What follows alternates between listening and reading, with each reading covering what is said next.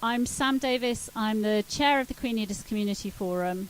The Community Forum is a non-aligned, non-affiliated residents association for the Queen Ediths ward. And while individuals involved in the forum may have opinions about the kinds of issues that we're talking about tonight and may express them as individuals, I do, Chris does certainly, the Community Forum is not here to campaign. It is here to make sure that people have the information to make decisions, and then they can take what action they feel is appropriate. So, as we all know, Queen Ediths has been one of the major growth sites in Cambridge in the last decade, driven by the biomedical campus, and it's become very apparent that there's going to be many more developments affecting our area, and that it's very difficult as residents to stay on top of what's happening because they seem to be coming from several different sources: the City Council, the County Council, and the City Deal. So we thought that running a meeting like tonight would be helpful. It's making me nervous. And we're going to try and keep things very simple, very jargon-free. Clearly, this is an extremely technical area, and if you want to go away and do more reading on the basis of what you hear tonight, the Community Forum will have a page on its website where there'll be some links you can follow up, some contact details.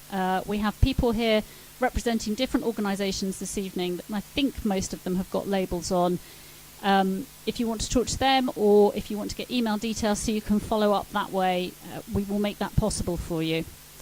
So the format for this evening is, after a quick bit of housekeeping, I will just run through very quickly an overview of the developments that we're aware of, which may not be complete, and we're very lucky in as much as we have Councillor Lewis Herbert here to represent the City Deal and the City Council, so I'm sure Lewis will be very quick to tell me if I've got anything wrong. Lewis is going to say a few words about what's going on from his perspective. He's also brought with him Jeremy Smith, who is the Head of Transport Policy, is that correct? Yeah, Head of Transport Policy for the County Council, and some of the initiatives we'll be talking about have a kind of County Council dimension as well. After we've spoken, we're then going to run a Q&A session. We have a roving mic, but I think there's also a clipboard going around, so if anybody wants to write a question rather than read it out. I'm being pointed at. Right, it's starting its way around now, thank you. Please do that, and we'll get through as many questions as we can. We should have about 50 minutes, I hope, to do that. And then a really important part of the evening is, after the formal stuff is over, please stay around, have refreshments, chat to people, chat to the representatives of organisations who are here, and make some contacts. Let's use tonight in a really positive way. And in that light, so that this evening doesn't degenerate, and we keep things positive, can we remember that mutual respect is the way to go. Queen Ediths is a large and a diverse ward, and what matters to a person living at one end of the ward may be of less relevance to a person living at the other end of the ward, but nevertheless, all views and perspectives are welcome. And similarly, if we get people speaking from the floor who represent different groups, they'll probably have a different perspective, but let's listen to it, because it's all about hearing each other out and understanding how we can get the best possible outcome from this. All right, in terms of housekeeping, if the fire alarm goes, we assume it's because there's a fire, so can you please leave the building by that door and congregate on the grass out the front. There are toilets at the rear of the room, refreshments afterwards. We're very lucky that Antony Carpen is videoing tonight's event. At the back of the room, yes, great services to local democracy there. If anyone is uncomfortable about being filmed, can they let us know, please, so we can do our best not to film you? No? Good. And just to say, this sounds really brazen, but to put on an event like this costs the Community Forum £100 in terms of room hire and PA hire and so on. We will be shaking a bucket at the end. If you could make a contribution towards covering those costs, that would be great, because this is entirely self-funded. Right, let's get on with the show.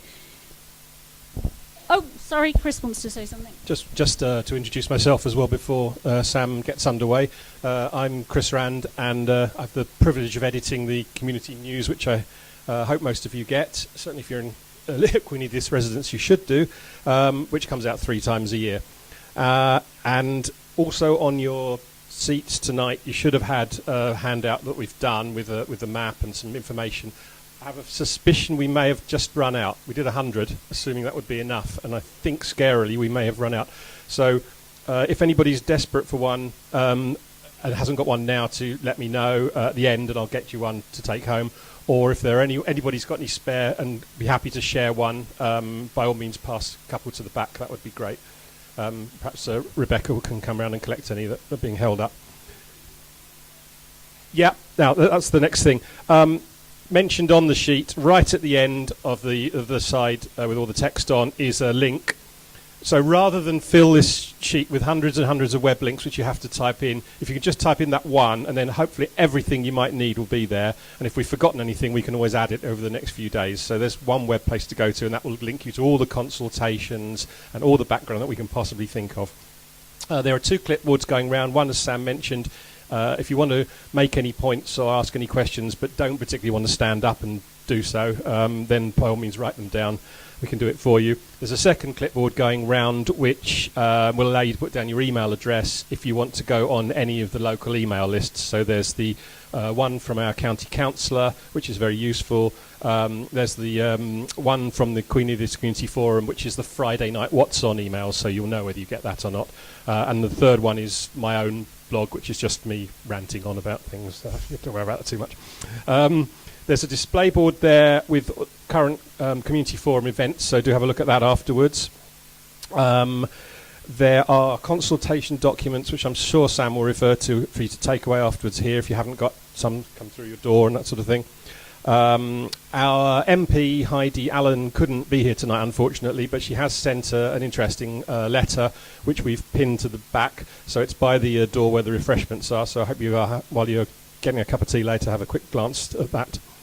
And one other thing which, before we start, I've just, Antony has reminded me to say, is that it's wonderful to see so many people here, but I think if we look around, you will notice one glaring omission. So if you do know younger people in the area who ought to be interested in this sort of thing, please do try and get them. It would be wonderful to see some under 21s here. It really would, because we don't tend to get many. And, it's great that, long-term residents and older people are all represented so well, but it would be lovely to get an even more diverse cross-section of the community. So with that, Sam can get on with telling you about what's going on. Okay, so once upon a time, it was all fields around here. And we know this because the Community Forum is contributing to a project which is being run by the Museum of Cambridge. It's called Capturing Cambridge, and we've just started developing the Queen Ediths content. Thank you. Great. So you can go and play this at your leisure, www.capturingcambridge.org. The reason for mentioning it is firstly because I think it's a really good initiative, and secondly because areas always change. We know areas evolve. We know that 100 years ago there really wasn't very much of Queen Ediths. So when we think about what's going on, clearly we need to bear that in mind.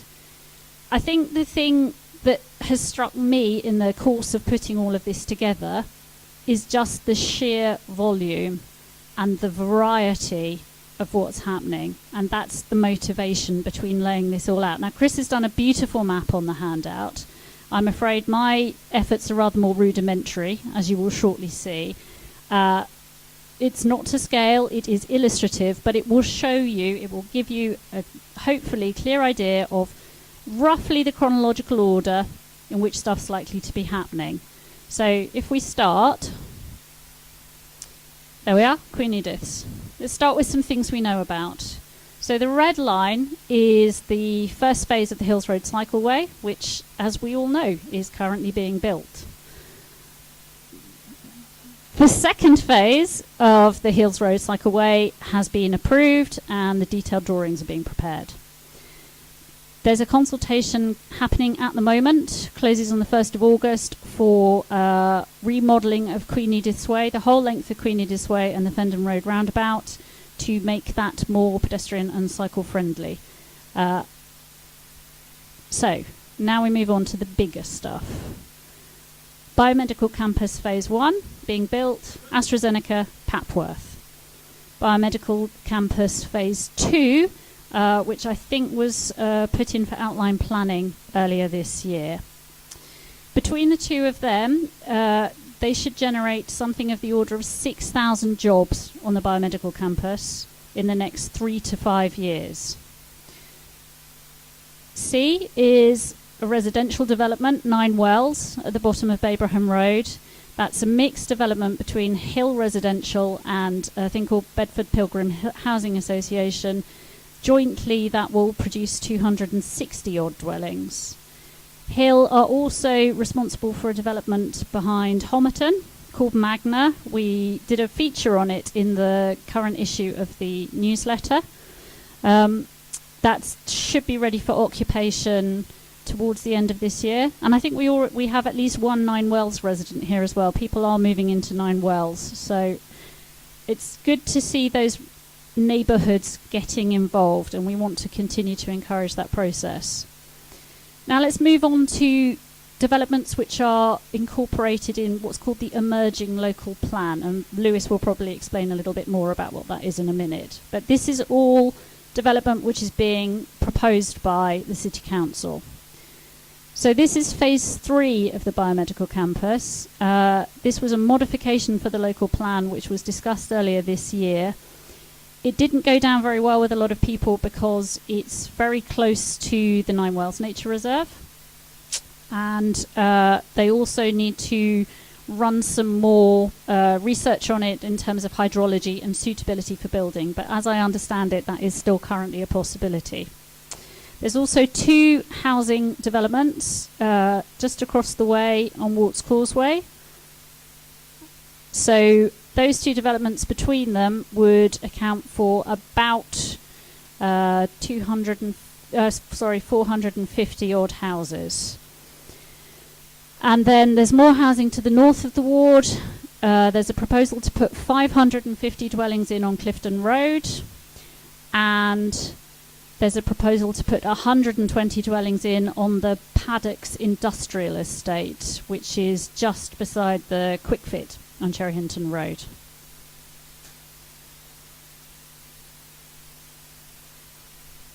So that's the local plan element of this. Another thing which is going on at the moment is the City Deal doing a consultation on its plans to try and improve the 1307, which is the Haverhill to Cambridge Road, which sort of terminates on Babraham Road and then Hills Road.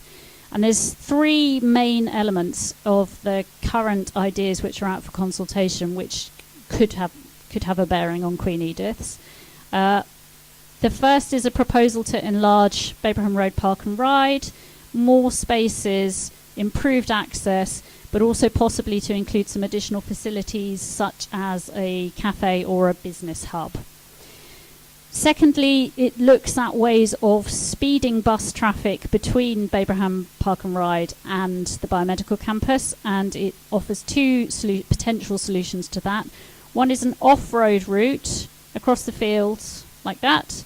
The other is an on-road route, which would presumably include some widening of Babraham Road to make space for bus lane. There's also a mention of enlarging or changing Addenbrooke's bus station, but it's not very clear about what that would mean. The 1307 consultation runs until the 1st of August.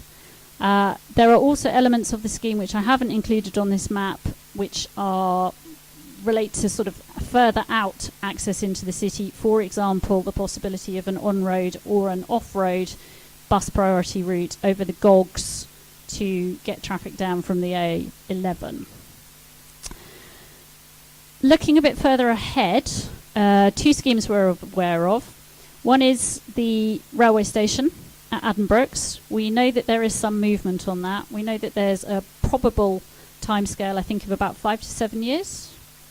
Shorter, okay, shorter. There's very little detail in the public domain about what's actually envisaged. I don't know if there's anything Lewis will be able to say, but we know it's going to happen now because AstraZeneca have put some funding in to make it happen.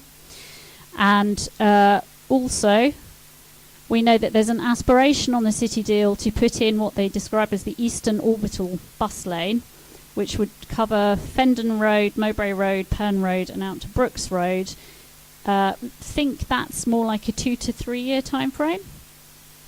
Longer, okay. Yeah, it's exactly what it feels like standing here. But again, no detail in the public domain, but one might imagine that it could be something like the Milton Road or Madingley Road proposals that are going ahead at the moment.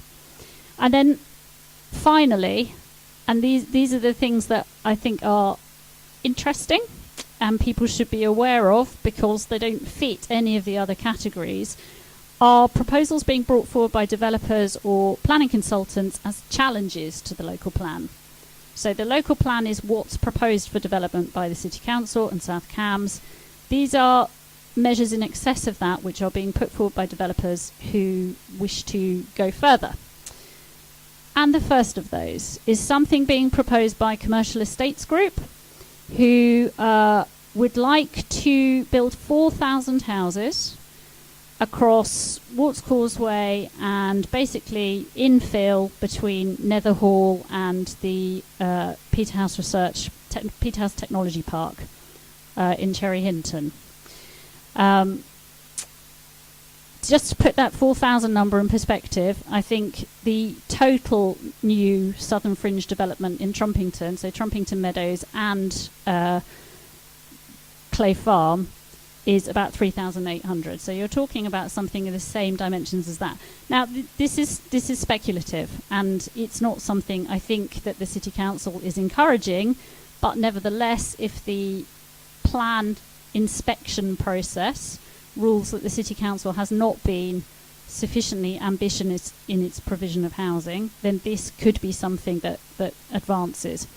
And on a smaller scale, the Perse and the Bell School are challenging the local plan on grounds that they would like more flexibility. We don't know what flexibility means. We don't know flexibility for what. We do know that the Bell School sold off its main playing fields, which is where the Nine Wells development is now going in. But that's what they're arguing for, flexibility. So very quickly, that's the roundup as we see it. I'm sure Lewis will correct me on anything I've got wrong. And there is clearly massive uncertainty, not least because of the Brexit vote and the possibility of devolution deals for Cambridge and Peterborough in the air at the moment. And there's another consultation going on that. I hope you found what we've prepared useful. And I hope it's prompted some questions for the Q&A, because that's going to be the really important part of the evening. But now I'm going to hand over to Lewis and ask him to tell us how it seems from his side. Thank you.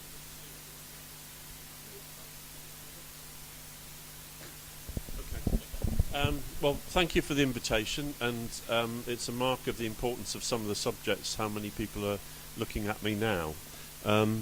So I'm Lewis Herbert, I'm leader of the City Council. I also chair what's called the Greater Cambridge City Deal, and I'll explain what that's about.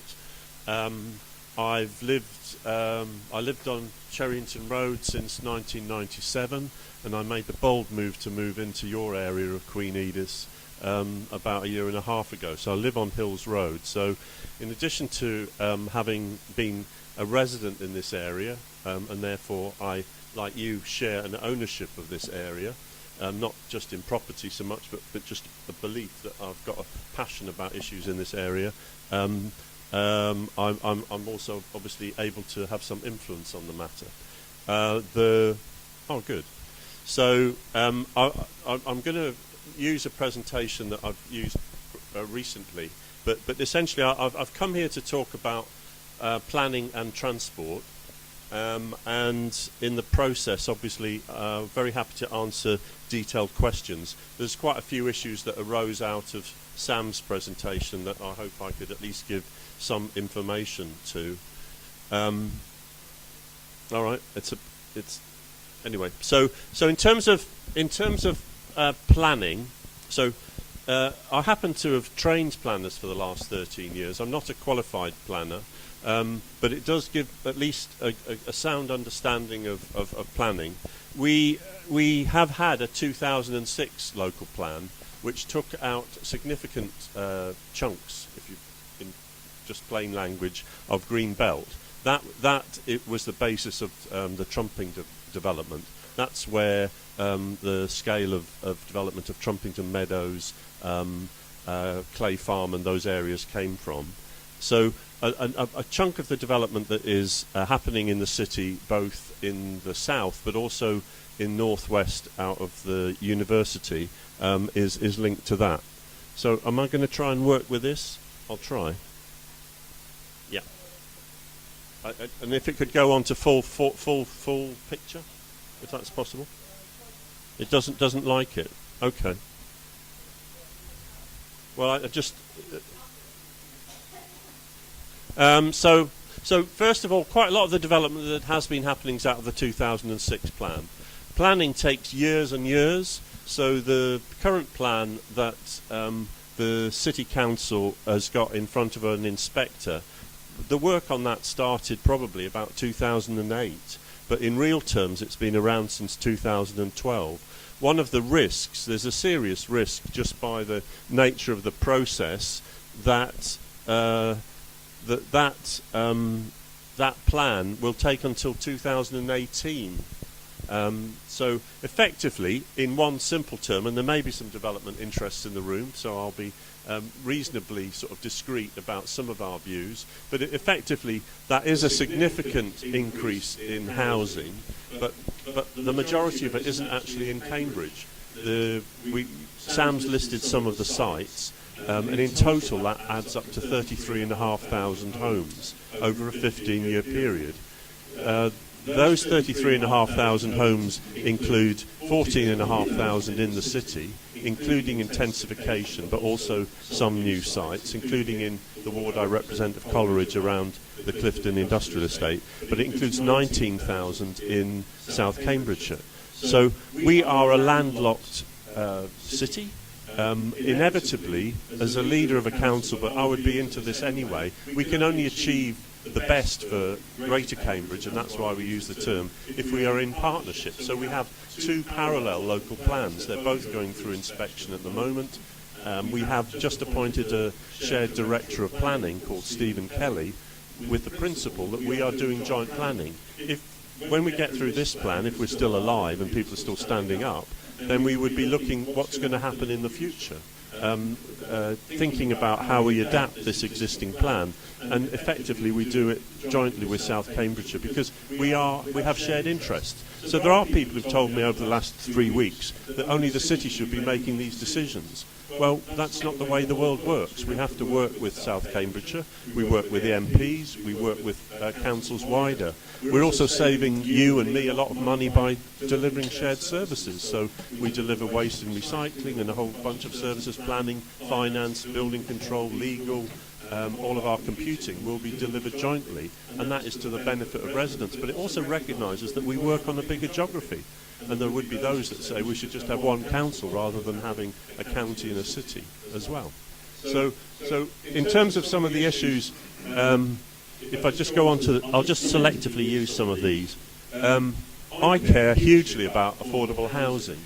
So I'll come on to the planning dimension of that, but we have argued under devolution to get 70 million to invest in council housing in this city. We've argued to get 100 million to invest in affordable housing so that housing associations can make sure that a proportion of all new developments are for people on lower incomes, and there's plenty of those in this city who can't afford to live here anymore.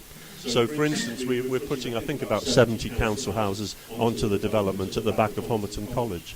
But if you look at the rate of house build, at the moment we're running at 2.6% build in this city, or within 10 miles of Cambridge, and that is fast, but it isn't even as fast as the recent jobs growth.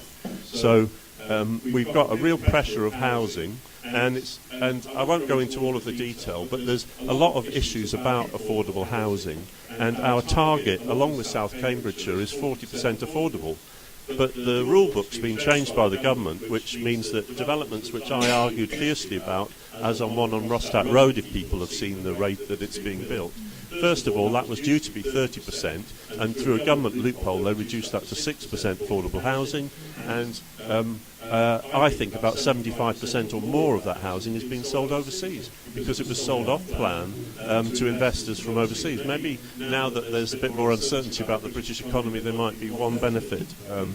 So affordable housing matters to us, and it matters as part of delivering new developments.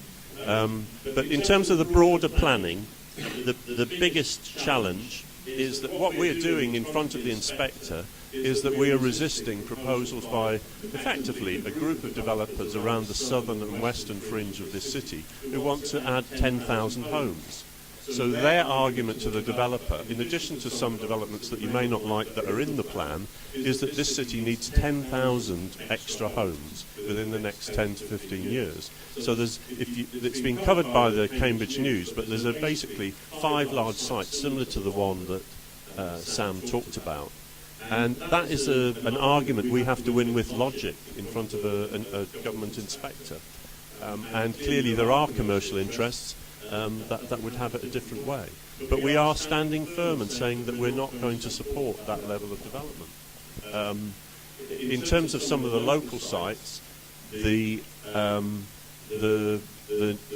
potential to actually come up with any other sites is limited in the plan. So, for instance, there will be an outline planning application going to the first Wednesday of August's planning committee, our main planning committee, about Biomedical Campus 2. But that's within the plan, and Biomedical Campus 3 is still subject to the local plan processes. And similarly, we haven't actually submitted that to the planning inspector because we're not happy at this stage that the flood risk issues can be addressed. So it isn't actually an active plan, although I'm not ruling out that it may come back. So planning at the moment is probably another year. And in terms of what the process is that each of the sites will be discussed over that year, including the ones outside Cambridge, and the planning inspector will judge whether we've actually met the housing need going forward. We will argue strongly that we have.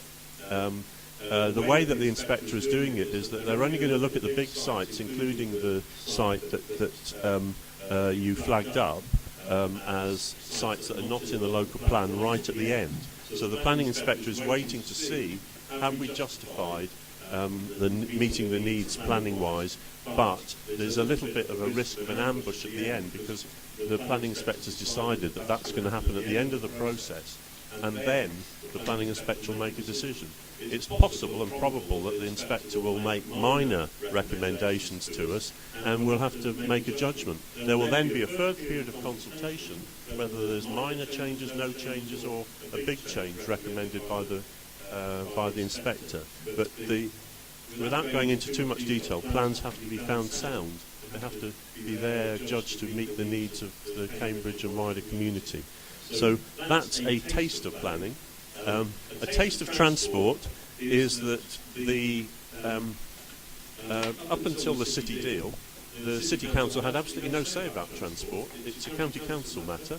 Often, and it's been the common pattern in this county, there's never been, over I believe the last 30 years, somebody representing a county council seat in this city that's actually been part of the majority Conservative group. I'm not being party political here at all, but it's just in the nature of the demography that the county council has made decisions on transport about Cambridge without any local contact. Now, I live on Hills Road. I've got my views about the way that scheme's been put together. It happened before we moved house. But that scheme and a number of these schemes are not decided with any input directly from city councillors. Obviously the city deal has got its detractors, and there are people who think that we should be doing things differently, but it does give the city a say. I chair it, but today I was winning one vote by 2 to 1. There are basically the 3 councils are part of it, along with wider input. It's not a perfect process. it essentially is working on the principle of addressing modal shift, encouraging and improving bus services, giving people better choices. It inevitably looks at some of the radial roads. The Pern Road area, the Bendon Road, that scheme is not going to be part of the next sort of 3 or 4 or 5 years. We have £100 million. Again, there are those that say we shouldn't spend any of it. But the principle is that if that money is spent well, in the government's judgment, we've got access to another £400 million. 100 million is a bit of a straitjacket because some of the schemes we would want to do would cost a significant sum of money, because if you want to have, say, a tram, or you want to do something fairly radical, you've got to have a significant sum of money. So what we're doing is consulting about schemes locally. We've also got some proposals to tackle peak time congestion. I've just been to a meeting with school heads. It was with state school heads. The private school, the independent school heads are now on holiday. The traffic levels have dropped significantly. That's not to say that that is their issue. It's just that when we're in term time, when people are not on holiday, we have too many cars. So we do have to have buses that are reliable between the city centre and the station. We do have to have people having faith. And so there's a booklet there, and Jeremy's here as well, where we are proposing to be reasonably radical, because we're proposing to control the amount of traffic that goes into the inner ring road, and we've got to consultation about that. What hours, what locations, we propose locations, but particularly what hours, are they both ways, are there exceptions? That's a consultation that runs till the 11th of October. So I think there's a 1307 consultation or exhibition in here next week. And then there'll be similarly a date when we'll be back in this room with those proposals in more detail. Double header on the 20th, yeah? Okay. But there'll be further discussion about those all the way through to October the 11th. So I've covered some of the issues. If I just, on devolution, again, in the future, why don't we make more use of rail? The Addenbrooke station, I can't predict a certain date, but it's not being funded by Network Rail. The discussions are well advanced with Network Rail about how to have an up and down station. It's wonderfully located because it's both on the Liverpool Street line and on the King's Cross line, so it's got the opportunity to have trains from both. They've looked at the timetables, they've worked out which 3 up and 3 down services could stop there. Some of the services will be fast services, they're not just going to be the stopping services. The funding is there, the economic case is there. They would charge, I don't know, another 10p on the ticket for X period of years. They would get some benefit out of commercial development next to where it is. We want to protect the area of the country park to the west. So there's still some issues. There would need to be a planning application. But there is the potential, including through devolution, that more people could travel into Cambridge by train, and there could be more rail-based housing further out. So that's just a brief coverage. Obviously, along with other people, I'm happy to answer any questions.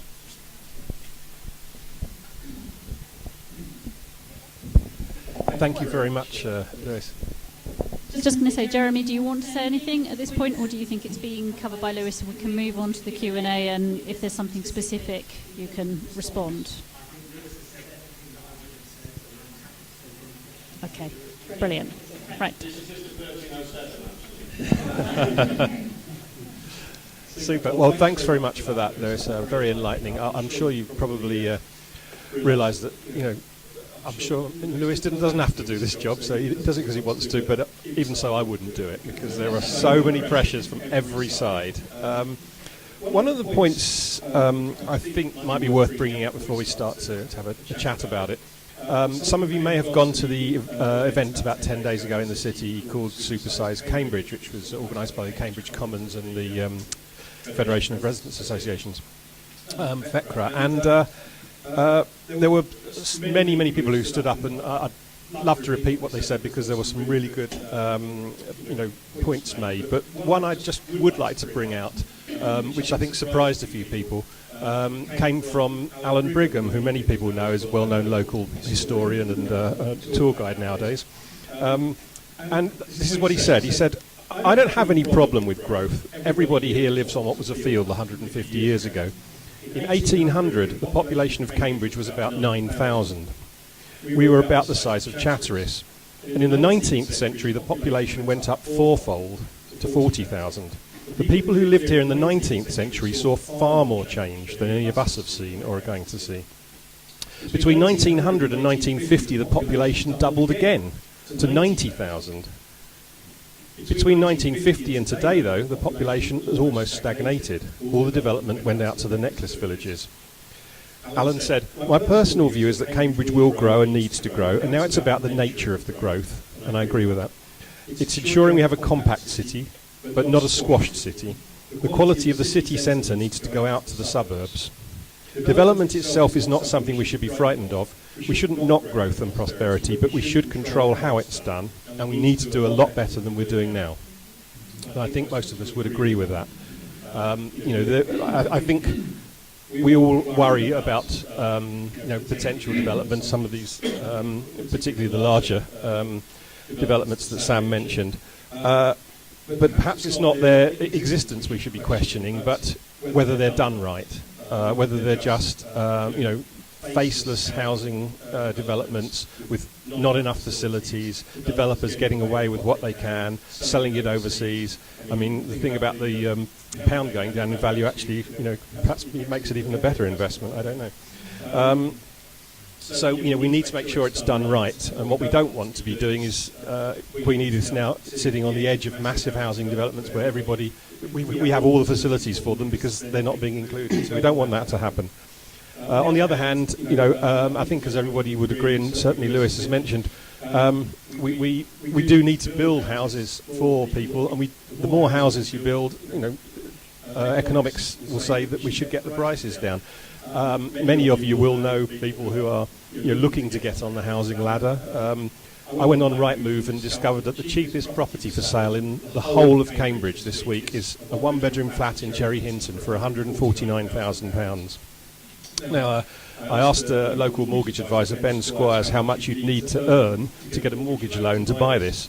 And he said you'd need to be earning about £30,000 a year, which to many of us who have regular employment and live here doesn't sound extraordinarily high, but it's above the median national wage. So that's more than half the country couldn't get a mortgage to buy the cheapest flat in the whole of Cambridge, which is crazy. Even if you're a couple, you'd need a joint income of something like £35,000, which means if the two people in the couple were both care workers, dental nurses, receptionists, beauticians, hairdressers, waitresses, the chances are they don't earn £35,000 between them. So we really do need to build stuff. So this is where the pressure's coming, but we need to build the right type of stuff, and we need to build it in a way that we would people would want. And I think as residents at the moment, it's our job to push for that and to ensure that our elected representatives push for that, because the people that are going to buy these places, they're going to live there, aren't here yet. They can't ask for that. We need to do it for them. So it needs to work for us. It needs to work for them. So what I'd like to do now is open up to the floor. I'm sure people have got points they want to make. Some might have some questions. There are people in the audience who may have some particular expertise on anything. And if you do, someone makes a point or asks a question and you think you can actually make a good valid contribution to that, please say so, because I'd love it to be a discussion here. I don't want it all to come back up to here. But points you want to make are really worth hearing, as well as general questions that other people may want. So our glamorous assistant here has the roving radio mic, so just flag G down and say, please could I have a say, and if you could say who you are, and if you're representing an organisation, or if you are have any particular expertise, as I say, please say so when you do. I think this lady here wanted to kick off. So.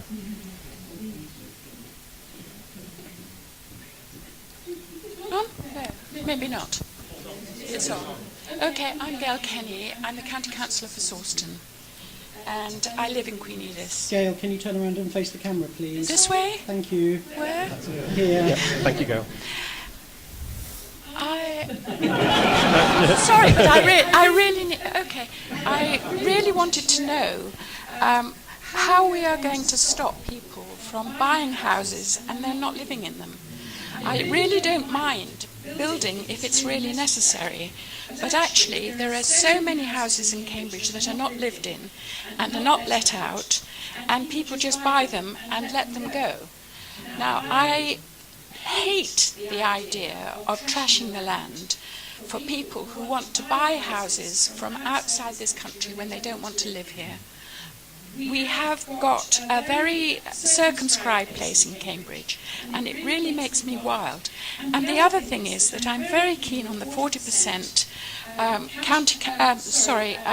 affordable housing that we have, and I was really upset when Marshalls only got the 30%.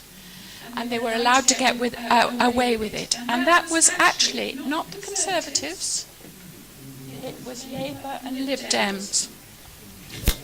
Thank you, Gail. Has anybody got any particular thoughts on that?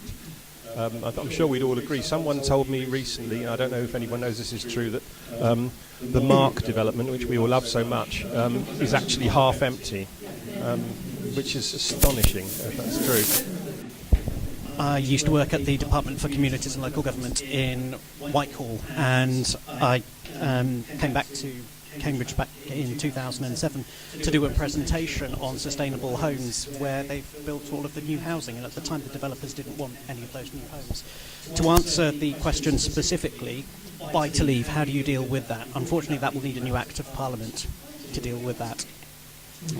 Well, so what does that mean all of you need to do? How many of you have ever written to your local Member of Parliament? Hands up. So there are still quite a few of us who haven't.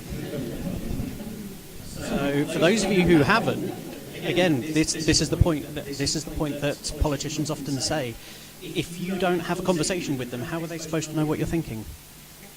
And I think this is the other point I would say to regarding Councillor Herbert, is that all too often we leave it to the councillors to get on and do things. And as someone who films lots and lots of council meetings, Louis just talking to me today, because we were at council,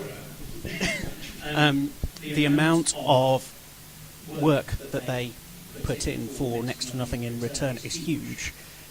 And just as a local ward councillor, you're doing effectively up to 20 hours a week on top of having a full-time job, but that's huge. So I think one of the things that we all need to ask ourselves is not just, Lewis, what are you going to do for us? Here's our list of demands, but also asking ourselves, actually, how are we going to support our councillors, not just in the work that they do, but also in terms of scrutinising. The challenge then for councillors like Lewis is, and other councillors that there are in the room, because I can see 2 or 3 other familiar faces, is how can we do some of that scrutiny and some of the analysis for them and say these are the questions actually that you need to be asking our other executive councillors and also government ministers. In terms of the decisions that local planners or local councillors make, changes to national government policy has significantly reduced the amount of leeway that they have in terms of the decisions that they take. Now, we've seen this with a number of applications where the councillors have voted against it, the developers have gone straight to appeal to a planning inspector, either based in Whitehall or wherever, and they have overturned those decisions on appeal and awarded costs against the council. So quite understandably, the councillors with very, very tight budgets are going to say, well, even if we block this, we're going to lose on appeal and then face a hefty legal bill. So they're caught between a rock and a hard place. But that's, for me, one of the reasons why it's all the more important to get involved in politics. Thank you. Thanks very much, Anthony. That's very eloquent. Anyone else on that particular point? What we're doing? Yes. See if the radio mic's back on. Hello. Yes. My name's Mark Ashton. I'm a Cherrington Councillor, but I'm also chair of Cherrington Residents Association, which is why I'm here tonight, to say you're not alone in developments being built. In Cherrington over 40 years we've faced massive development and we continue to do so. As you're aware, there's probably an application in for 1,200 homes to be built in what they call the East Corridor, which will be part of the Marshalls Airport. But what I would say to you is that we need to speak to these people who are doing the development. And I'll speak up for Marshalls now because Residents Association spoke with Marshalls, and in fact Marshalls came to Cherrington Residents Association and did lots of consultation and lots of design plans as well. And in a sense, the Residents Association were very disappointed when Mallett's Park, the initial development, didn't get the go-ahead, because the Residents Association realised, as we've said earlier, we need to have further houses built, but they need to be built to fit in with where we live, and they have to build people's expectations along with community facilities. So Marshalls, in a sense, spent a lot of time talking with the residents about what they would like to see, how they would like to see it, how many houses should be built, have the affordability. And Marshalls did a sterling job, but unfortunately, as we've heard earlier, the planners turned around and said, we're not quite happy with the numbers being built, you need to look again. So that's delayed the building scheme. This in effect means when we get the local inspectors looking at our plans, they turn around and say, you're not actually building quick enough, which then gives the developers, in a sense, more of a chance to say, this is why we want to build on these other sites, because you're not building as you should be doing. So my thing would to say to Queen Ediths is, if you know where these developers are, get somebody to speak to them now, get them to come and speak to you, raise your concerns with them, because the developers want to work in a sense with you, because when you get to planning applications, as Lewis knows, what they don't want is lots of objections. So the sooner they can work with you and reach some kind of negotiated agreement and get some building done, the better it will be. Because what we don't want is what we pointed out earlier, is that a planning inspector who doesn't live locally, who has no idea really, but just looks at all the documentation, will rule, in a sense, on what he thinks is the right thing to do. And as what we've said, we want the right thing for where we live, whether that's Cherrington, Queen Ediths, King Hedges, we want the right buildings. So as a residents association, find out these developers, put pressure on them, get them to come to these meetings, get them to say what they want to build and how they want to build it and what facilities they will do. Because if they don't get you on side, you can turn up at the planning meetings and you can raise your voices. Thank you very much. That's excellent. One of the things we can do as part of the Queen Ediths Community Forum, is to bring these things together. So, I would urge anyone out there who has points to raise or knows about things that are happening to get in touch with us, and we can hopefully start to make things happen. Also, as was mentioned just now, contacting your MP does work. We have in Queen Ediths we have an MP who's part of the government at the moment, because we are in South Cambridgeshire. She's very active and she does listen. So let's get in touch with her. Let's make sure if we've got issues that we feel need to be raised at government level, that Heidi Allen hears from us. I don't think there's any reason why not. Whilst we're still in South Cambs, because I suspect we may not be by the time of the next election. I think we've just discovered in the last 24 hours that it's almost certain Queen Edith is going to go back into the city for the next government. So. Yes. Oh, sorry. Yeah. This is a question for Lewis. It's Wendy Blythe, Chair of FECRA. Lewis, I'm just interested in what you said about the Eastern Orbital bus lanes route. I was at the Assembly meeting the other day, and Bob Mingus, Head of Infrastructure, answered a question from a Milton Road resident who was querying why bus lanes Milton Road when there was discussion about the Eastern Orbital, and why were bus lanes not happening elsewhere in the city. And Bob said, well, that's tranche 2, and we'll be looking at tranche 2 plans later on in the year, which is September. Now, what I'm really wanting to know is, bus lanes, this is all part of a system. It's a transport system, which is the Cambridgeshire County Council's transport plan 2014. So, as on the map here, potentially bus lanes for things like for Fendon Road and Moby Road and Pern Road are potentially part of a transport system. And obviously that may be what county thinks is a good thing. Now, this is our patch and you are our patch. Would that be something that if officers recommended that you would think that would be a good thing to do? I've briefly mentioned that we've got £100 million until 2020.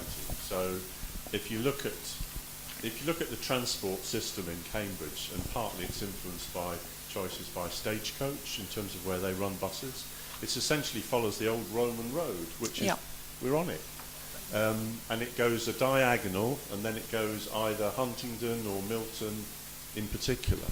The need for connectivity on a road like Milton Road, as well as thinking it through from a resident perspective, is that we've got a new station at one end of it, and we've got an awful large amount of traffic. I'm not at this stage sold on Orbital. Stagecoach say to me, we don't see the ridership. So in terms of the proposals to which we would like to do, we've got Patworth Hospital moving into the Addenbrooke site. We've got a lot of people who could come to Addenbrooke's without coming either on cars, or they could get on a bus, say at Madingley, and then come all the way around. Stagecoach are saying that they don't think there's enough business there to run a bus service at the moment. Right. So I know that we've got different views about some of the bus priority, but there is already on Milton Road allocated space for a bus lane. Some of the changes that are going to occur there are actually subject to a lot of discussion, are about bicycles. One of the things that I hope you got a message from today is that in terms of how we will discuss each of these schemes, we will have genuine involvement in workshops where residents know that areas that they will have a big say on, that there will be no rush into the process, so that we're not actually trying to rush these decisions. We're going through a series of stages, including on the 1307, and in particular, that as you heard from the head of the transport people, that landscaping, design, and the sort of feel of the place for the people who actually live on the road is going to be given a sort of it's just that an bus integral lanes part of it. are a measure. So I don't think. I mean, a bus lane. I represent Coleridge. I live in Queen Edith. A bus lane going down Pern Road or going down Fendon and Mowbray, you would have to completely change the character of that road. But it's just that it's in the plan. That's all. That's why people worry. There's a discussion about it as a route, but we, as we've got the estimable John Vale at the back of the room from the Cambridge News, and he's rightly reported the fact that whilst it's a really good idea, a 115 bus is currently running largely empty down that road. Good. No, good to hear. Well, it's very wide and a lot of trees, and there are a lot of trees in Milton. I'm in favour of buses because we have gridlock through cars, but they have to be thought through, and they have to be well marketed, and they have to be well timetabled. Otherwise, nobody's against buses. We're against bus lanes. That's all. I've got that message. Yes. But then just look at the road that we're on. We've got a road where Bob said he would have put a bus lane down Hills Road if he could have done. But then he hasn't done that, and he didn't do it. And there is a large volume of people cycling between the city and Addenbrooke. But I wouldn't have supported the form of landscaping that you've ended up with. Now that has not been a city deal scheme. Now that's just my view. Good. So there has to be a balance, but we do have to have, where we've got traffic lights, you have to get the bus. Firstly, now we've got the benefit of cyclists who can get to the traffic light first. The buses also have to get to the traffic lights before a queue of cars. Otherwise, what's the point? You've got to have buses that run reliably. Otherwise, people sit in cars. And obviously we've got a bunch of issues that we need to address. We've got parking, we've got a bunch of other issues, but we're not bus lane mad. Good to hear. Great to hear. Can I now read out a question which has come from the floor, and it's specifically in relation to park and ride buses from Baberham Road. 18 years ago, it was agreed that the route for the park and ride Baberham Road would be down Warts Causeway. This was agreed with residents and the two councils. The arrangement has worked well and preserved the green entrance to Cambridge. This should be kept and improved. Why ruin Babraham Road and for residents and for all Cambridge for locals and all Cambridge residents. Sorry, slightly unclear handwriting there. So I assume this is a reference to the 1307 proposals. And Jeremy, are you going to? Yes, I'll pick that up. At the moment, we're consulting on ideas for Babraham Road, and one of those, one of the options that. Hi, I'm Jeremy Smith. I'm Head of Transport and Infrastructure Policy at Cambridgeshire County Council. We're currently looking at ideas on Babraham Road. There are a number of considerations, and we're trying to put those ideas in front of people. Yes, Babraham Road is one of the options we've got there. Keeping buses down Warts Causeway is another option that is perfectly viable. There's also questions of how the biomedical campus are looking at buses through their site, and whether, as Wendy showed earlier, Wendy, as Sam showed earlier, whether a route into the back of the campus, which would allow better permeability through potentially, might work with what the campus are looking at. I think it is fair to say that growth at the campus does mean that it is sensible for us to look at different options, but I would just say that the option of keeping Warts Causeway as a route is still there. It's still something that will be considered, and it's something that we'd like to hear people's views on. So please tell us. Thanks very much. We've got another one behind you. My name's Tom Wilkie. I'm not a residents' association representative or anything, but I wanted to pick up on this point about encouraging people to use buses. Those of us that live not far from Addenbrooke's are well aware that there is free parking for people who work at the Addenbrooke site on the streets outside our houses. So you have no financial incentive for people to shell out for a bus fare when they can park for free on the local streets.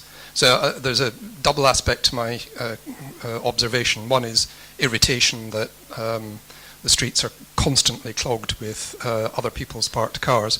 But there is a wider issue here, which is actually why bother to go to the park and ride where you have to pay, where you then have to pay a bus fare, if you can get within walking distance of Addenbrooke's by parking for free on the streets. Yeah, thanks. That's a very good point. I wonder. I know Smarter Cambridge Transport, which is a group which has been putting together some independent ideas, has views on most aspects of transport, and parking is certainly one of them. And they have been heavily supporting the parking petition, which has been going around. I'm sure many of you have seen. Edward Lee's here tonight from Smarter Cambridge Transport. I wonder if you wanted to have a word about that, Edward.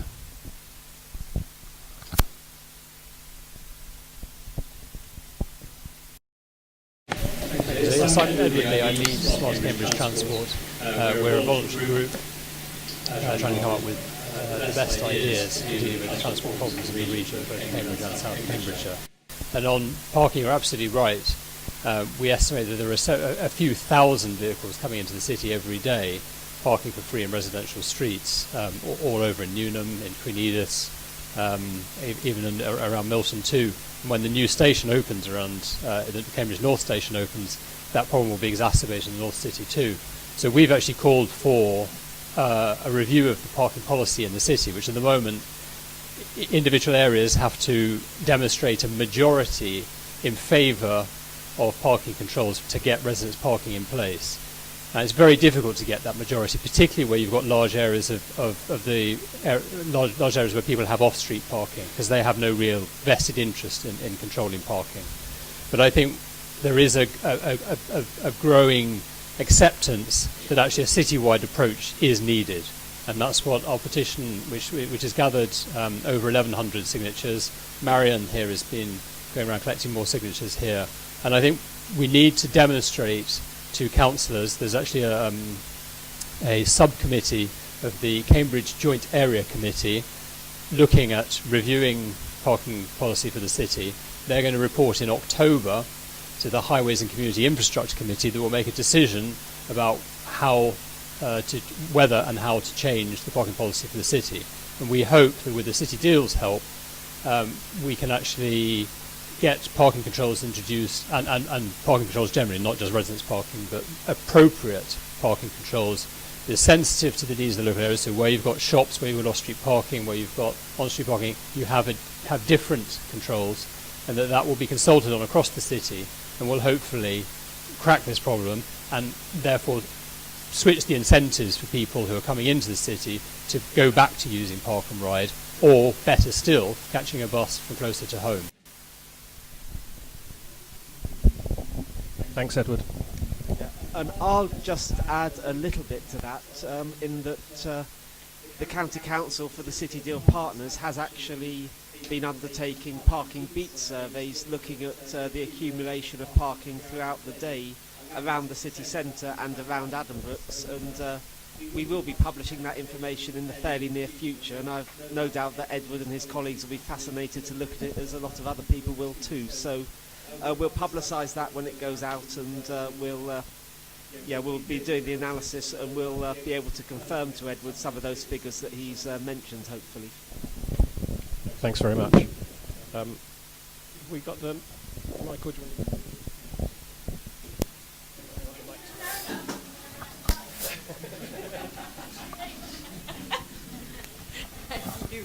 Thank you very much. I wanted to quickly point... Oh, sorry, I'm Nikki Marion. I'm a Hills Road resident and a keen supporter of the congestion and pollution that's caused by this distortion of the free commuter parking. But what I wanted to say specifically on the buy to leave was that at least these people are not clogging up the roads and A&E and so on. So when Stagecoach are looking at empty buses, how do you work out how many of those houses would be bus riders if they weren't empty? And that brings us a little bit to affordability. And I went yesterday to the inspectors looking at the Mill Road depot plans. And one of the things that came out was that affordability is, I think Lewis can confirm probably, a government formula. And when you try and look at the definition of affordability, which is 80% of the sort of average local price, you can see that actually, given Chris's figures, that still isn't what you'd really call affordable. So that's something we need to bear in mind as we develop this. So what I really wanted to say was that having gone to the pre-consultation launch of the A1307 plans, and hearing that we're really hoping that there'll be a good train aspect to transport in Cambridge and the new Addenbrooke's thing, I was disappointed, as Jeremy knows, to hear that the idea of putting a station in had been discarded as too expensive. And it just seems to me that what we see is that there are sort of assumptions made about things which mean that the estimates don't include those options, and the estimates sort of turn into quotes, and the quotes turn into contracts. And perhaps we should look at the position of, for instance, trains. If we're really putting our backing to them, maybe this station looks a bit more viable. And that makes us think about capacity, and I think that if we look at the Hills Road cycleway and we think that it was supposed to be a 9-month project ending last September, and it's currently estimated to end this September, so that's a 12-month overrun on a 9-month project. And it's a problem, and we do want to help you as much as we can with limited capacity, but I think we have to be realistic about what we can and can't achieve. Thanks very much. Another one at the back there.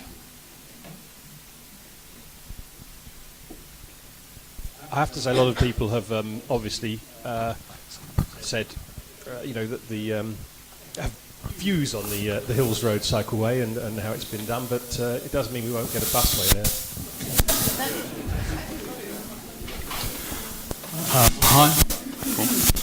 I'm Richard Bridgman. I'm a resident of Cavendish Avenue, and I just want to follow up on the previous comment on parking on the streets, because one of the issues I have when I listen to people talking about it, at the end of Cavendish Avenue that doesn't have so much of a problem with it, but there's the particular area of Cavendish Avenue. One area issue is the schools and Hills Road bringing in the traffic.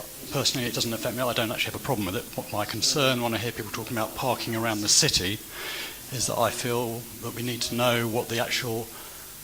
somebody mentioned affordability, and I think one of the issues is for people who are living outside of Cambridge. They're living outside of Cambridge because it is poorer, cheaper areas. They cannot afford the bus prices. I don't know if any of you doesn't have a bus pass. Don't want to be rude, but when I've got 2 young children, if you get the bus from Cavendish Avenue as a family ticket actually is 1 adult, 2 children.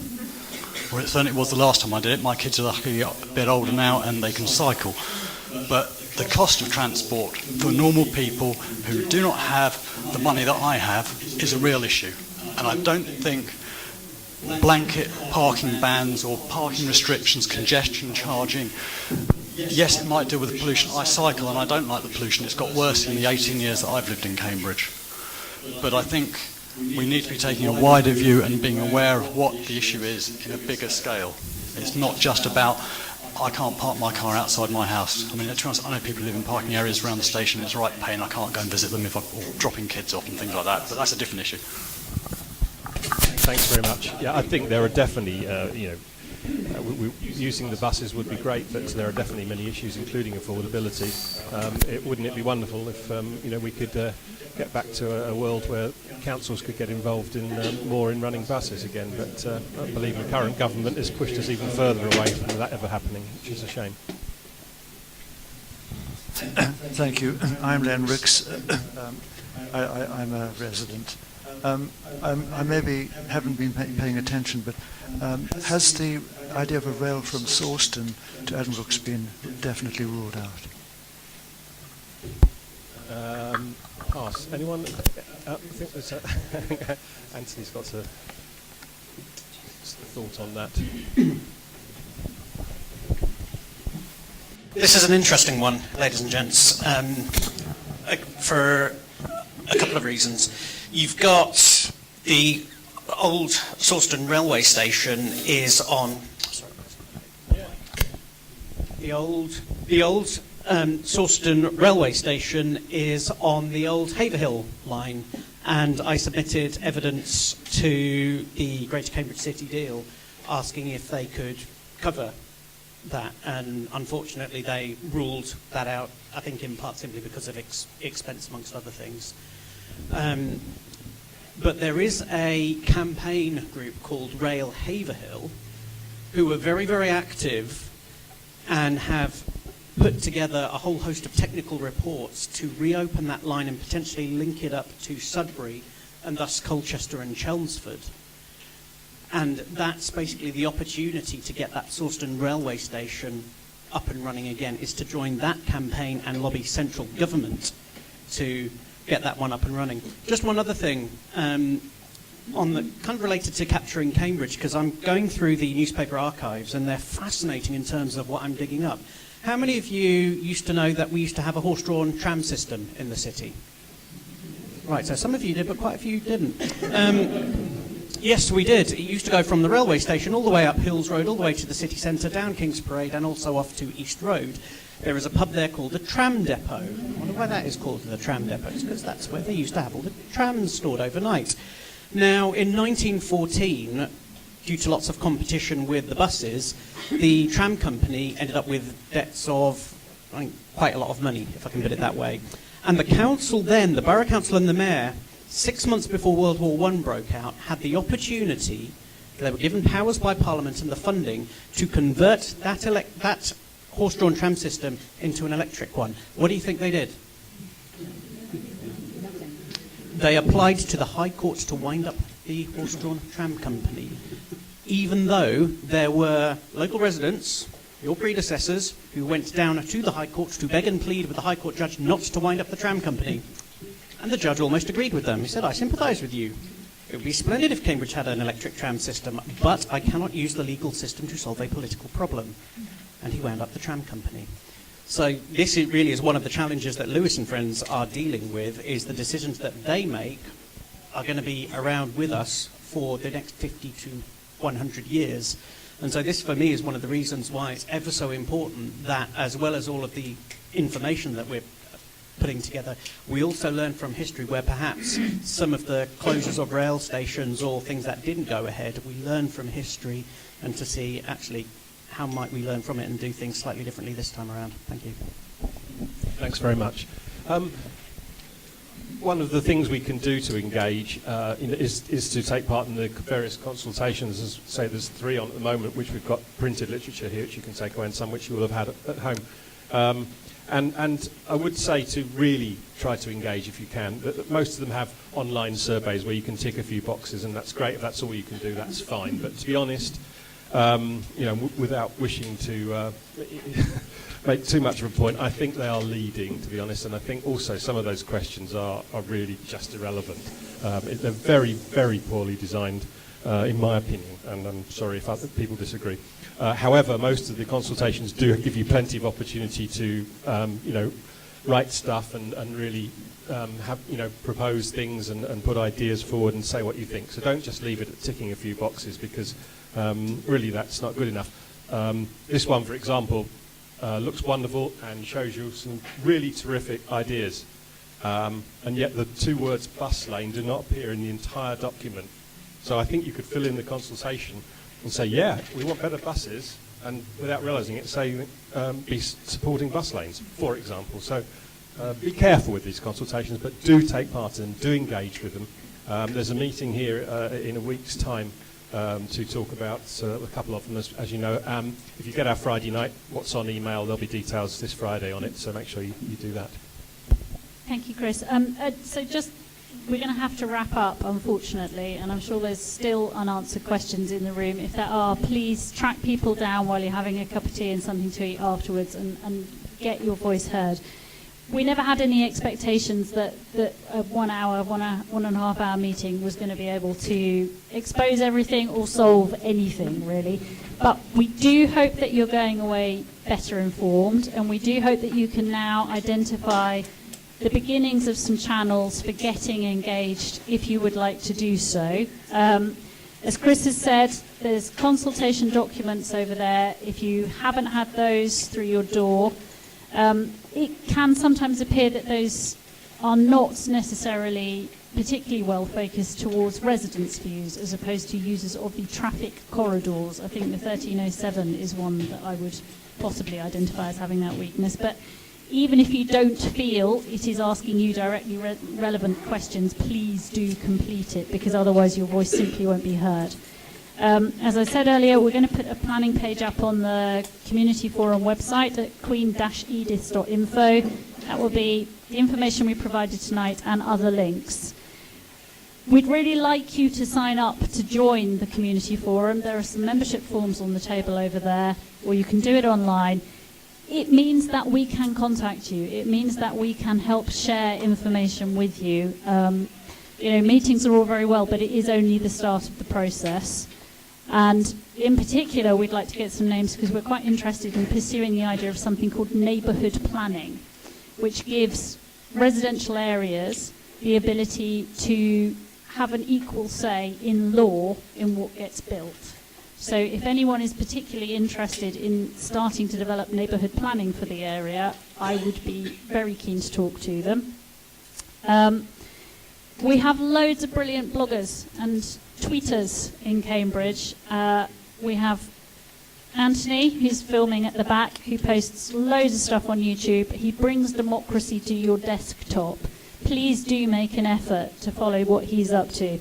We've also got Chris, Richard Taylor, Phil Rogers. If you don't do social media, we have the lovely John Vale, the politics correspondent of the Cambridge News, who is absolutely bloody brilliant at reporting what's going on. I'll second that.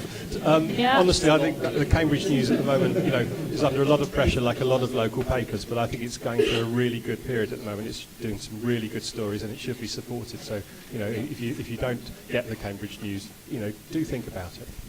And finally, I'd just like to say thank you to everyone who's come along in the audience, to Lewis, to Jeremy, to the other representatives of the groups who've made the effort to turn out.